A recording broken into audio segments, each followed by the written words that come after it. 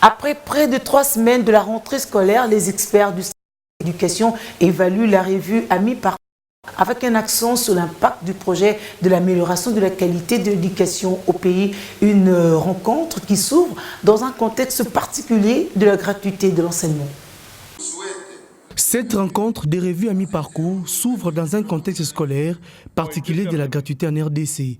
La tenue de cette évaluation n'est pas fortuite après 3 semaines de la rentrée scolaire 2019-2020.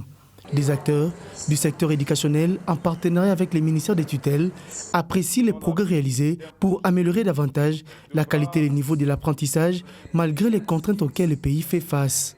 Avec la mise en œuvre du projet PAC, le gouvernement congolais est résolument engagé à faciliter l'accès à l'école par la gratuité à tous les enfants congolais, dont 4 millions ne fréquentent pas les milieux scolaires. Le projet PAC joue donc un rôle essentiel dans la mise en œuvre de la dimension qualité telle que prévue dans la stratégie sectorielle de l'éducation.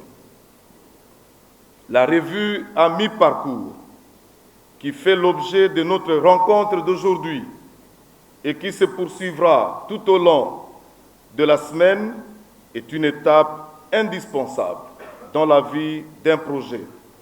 Elle devra permettre non seulement d'évaluer les progrès réalisés dans la mise en œuvre du projet PAC, mais aussi de réajuster ou éventuellement de réorienter certaines activités à la lumière des difficultés rencontrées et de nombreux besoins identifiés.